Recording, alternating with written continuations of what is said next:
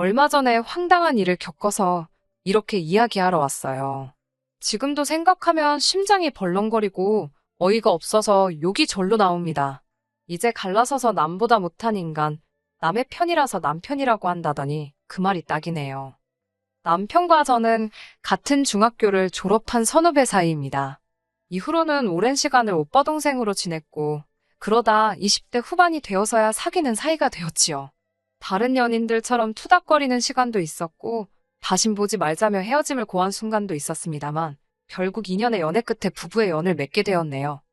길다면 긴 시간 동안 남편과 알고 지냈고 종종 만나기도 했었지만 결혼 이야기가 본격적으로 오가기 전까진 단 한 번도 시댁 식구들을 만난 적은 없었습니다. 사실 한동안은 사귀면서도 비밀로 했었는걸요. 워낙 알고 지내는 사람들 중에 겹치는 사람들이 많아서 헤어지기라도 하면 어쩌나 걱정이 컸기 때문이에요. 솔직히 사람 일이라는 게 어떻게 될지 한치 앞을 모르잖아요. 결혼할 나이까지 된 마당에 솔직히 사람들 입에 오르내리고 싶지도 않았고요. 하지만 사귄 지 1년쯤 지나면서는 주변 사람들이 눈치를 챘고 그러다 본격적으로 결혼 이야기가 나오면서 시댁 식구들과도 만날 수밖에 없었네요. 처음에 시댁에 인사를 갔던 날입니다.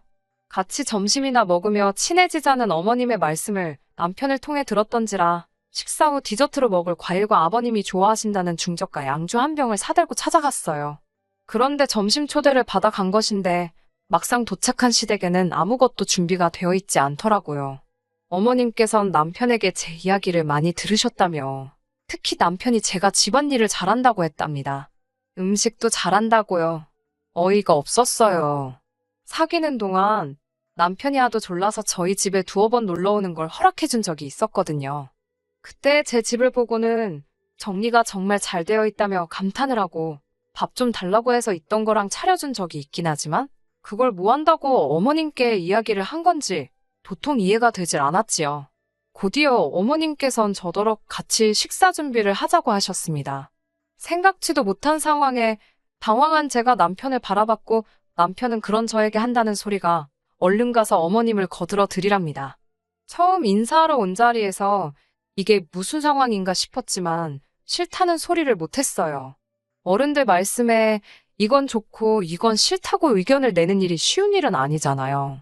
심호흡 한번 하고 부엌에 가니 어머님께선 기다렸다는 듯이 이것저것 잔심부름을 시키셨습니다. 시쳇말로 까라면 까야지 제가 뭘 어쩌겠어요. 기왕 하는 거 좋은 마음으로 하자고 스스로를 달래며 어머님을 도와 점심상을 차렸습니다. 식사를 하며 이런저런 대화를 나누다 신우 이야기가 나왔습니다. 그렇지 않아도 신우는 어디 갔나 궁금하던 차였는데 어머님 말씀이 오늘 원래 오려고 했는데 아침에 갑자기 컨디션이 안 좋다며 못 온다고 했다대요. 신우는 서울에서 차로 4시간이 넘는 지방에서 살고 있어서 시댁엔 자주 오지 않아요. 운전면허가 있긴 하지만 20살이 넘자마자 땄고 이후로 한 번도 도로주행을 해본 적이 없다고 그러더라고요. 그래서 어쩌다 시댁에 오게 되더라도 신우 남편에게 부탁하거나 고속버스를 타고 온다고 들었습니다. 신우의 사정을 충분히 이해했기에 신우가 안 왔다고 해서 서운한 건 전혀 없었네요.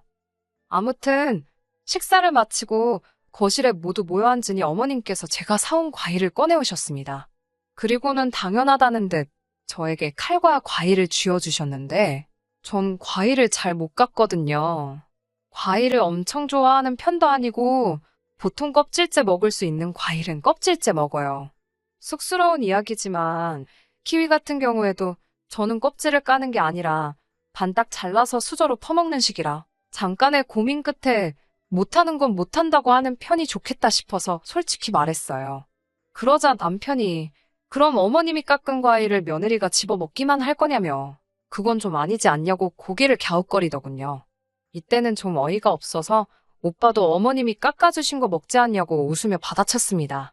그러자 순간 남편이 멈칫했고 뭐라고 표현하면 좋을지 순식간에 분위기가 얼어붙었다고 표현하면 적절할까요? 거실이 어색한 공기로 차오르는 순간 아버님께선 저더러 할 말은 꼭 하는 편이냐 물으시더니 가끔은 참는 것도 중요하다고 하시대요. 한마디로 입 다물고 하라면 하면 된다. 그 소리를 하고 싶으셨던 거겠지요? 저는 해야 할 말은 꼭 하는 편이라고 어쩔 수 없이 한 번 더 대답을 했고 결국 분위기가 너무 가라앉아서 생각보다 일찍 시댁에서 나오게 되었습니다. 뒤따라 나온 남편이 저더러 시부모님께 조금만 더 상냥해질 수 없겠냐고 묻더라고요. 그때만 하더라도 남편이 꽤나 조심스럽게 부탁을 해왔기에 저도 순순히 해보겠다고 했습니다. 하지만 남편에게 분명히 말했어요. 항상 내 편으로, 내 입장에서 생각하고 행동해달라고요. 어머님, 아버님이 무리한 부탁을 하시면 오빠가 적절한 선에서 컷해주고 막아줘야 한다고 당부했지요. 남편은 알겠다고 자기만 믿으라 했고, 정말이지 순진하게도 그 말만 믿고 결혼했습니다. 결혼하고 처음 2달 동안은 저희 2사람 사이에 큰 문제는 없었어요. 정말 사소한 거, 양말 뒤집어 벗어놓는 거라던가 치약 아무렇게나 짜쓰는 거, 그런 걸로 다투고 삐지고 그러기는 했지만 보통 1시간도 못 가서 풀어지기 일쑤였고요. 당연히 그런 문제로 남편과 못 살겠다, 헤어져야겠다, 그런 생각은 안 했지요. 그러다 신혼의 집들이를 가서 생각지도 못한 일이 터지고 말았습니다. 식을 올린 지 3달 차가 되던 무렵 신우가 이사를 했습니다. 전세에서 또 다른 전세로 이사를 한 거라 솔직히 집들이까지 할 필요가 있나 싶었지만 빌라 전세에서 아파트 전세로 갔다는 사실이 신우에게는 나름대로 의미가 있었던 모양이에요. 신우는 저희 부부와 시부모님을 초대했습니다. 왕복 8시간이 넘는 여정이었는데 시부모님이 드라이브한다 생각하고 제 차를 가지고 가자고 하시더군요. 문제는 제 남편이 운전을 못합니다. 한다는 소리가 평생 서울에서 나고 자랐고 자기는 계속 서울에서 살 생각이라 굳이 면허 딸 생각을 못했다고요. 필요성을 못 느꼈다나요? 상황이 그렇다 보니 운전을 할 수 있는 사람은 저와 아버님뿐이었는데 솔직히 이른을 바라보시는 아버님께 그 먼 장거리 운전을 부탁드릴 순 없었지요. 말이 나와서 말이지만 어머님이 참 야속하대요. 하지만 제 속을 아는지 모르는지 남편은 휴게소도 있으니 쉬엄쉬엄 가면 되지 않겠냐고 시부모님 연세도 있으신데 편하게 모시고 가zap니다. 말이나 못하면 밉지나 않지라는 생각이 절로 들대요. 결국 어쩔 도리 없이 시부모님 모시고 신혼회로 향했습니다. 오전에 어머님께서 볼 일이 있으시다 해서 11시가 좀 넘어서야 출발할 수 있었습니다. 차는 막히지 않았지만 어머님과 아버님이 번갈아 화장실을 찾으셔서 휴게소란 휴게소는 다 들린 것 같아요. 덕분에 신혼에 도착하니 오후 5시가 다 되었더라고요. 좀 쉬다 저녁 먹으면 되겠다 생각했는데 어이없는 상황을 목격했습니다. 상만 세팅이 되어 있고 음식이 하나도 없더라고요. 순간 상견례 때 기억이 떠올랐고 바로 짜증부터 올라오대요. 신우도 제 그런 기분을 눈치챘는지 실실 웃으면서 한다는 소리가 어머님이 일전에 제가 그렇게 솜씨가 좋다고 자랑을 하셨다면서 그래서 제 손 좀 빌리고 싶답니다. 자기가 재료는 다 사놨다면서 불고기랑 잡채 그리고 이것저것 후딱 양념만 해달라나요? 아니 음식이 양념만 해놓으면 저절로 익나요? 남편은 이번에도 얼른 가서 솜씨 발휘를 해보랍니다. 정말 내키지 않았고 하기 싫었지만 그래도 온 식구가 모여서 저렇게 뭐가 좋다고 희희낙낙 거리는데 찬물 끼얹어 뭐하나 싶어서 꾹 참고 양념만 해줬습니다. 그리곤 거실로 돌아가서 모르는 척하고 있었더니 아니나 다를까 신우가 다시 한번 저를 부르더군요. 같이 얼른 마무리해서 빨리 식사하자고 아버님 배고프실 것 같다고요. 저도 배가 많이 고팠기에 나오는 욕을 참아가며 도와줬네요. 그렇게 식사를 마치고 어머님 아버님은 피곤하다며 방으로 들어가셨습니다. 거리가 멀어서 신혼에서 자고 가기로 한 상황이었거든요. 그래서인지 신우와 신우 남편 그리고 제 남편까지 셋이서 술을 말 그대로 들이붓기 시작했습니다. 저는 원래 술을 좋아하지도 않고 괜히 실수할까 싶어서 안 마셨고요. 셋 다 슬슬 취하기 시작해서 별 쓸데없는 이야기나 해대길래 전 먼저 자려고 방에 들어왔지요. 하지만 자는 환경도 달라졌지. 방문 밖에선 셋이서 부어라 마셔라 떠들어대지. 집이 무슨 운동장만한 것도 아니고 시끄러워서 제대로 잠을 잘 수가 없었습니다. 5시간 넘게 운전대를 잡고 있었던 데다 오자마자 음식을 해대서 온몸이 저리고 아픈데 정신은 말똥말똥하니 환장할 노릇이었지요. 간신히 새벽이 돼서야 잠에 들었네요. 하지만 몇 시간도 채 자지 못하고 눈을 떴습니다. 남편이 흔들어 깨워댄 탓이었지요. 무슨 일이냐니까. 자기가 지금 화장실 다녀왔는데 어머님이 어제 우리가 먹은 술상을 치우고 계시다며 저더러 나가서 도와드리랍니다. 자다가 정신이 확 들어서 왜 우리가 먹은 술상이냐고, 난 술 한 잔도 안 마셨다고 당신이 가서 도와드리라 했어요. 그러자 남편이 장난하지 말고 빨리 가서 도와드리랍니다. 신혼에 와서 자기가 어떻게 설거지를 하냐고 자기 체면이 있지 않냐면서요. 저도 짜증이 나서 내가 지금 신혼에 부엌일 하러 왔냐고 한마디 쏴붙이곤 돌아 누워버렸습니다. 그랬더니 남편이 뒤에서 어지간히 꿍시렁 거리더라고요.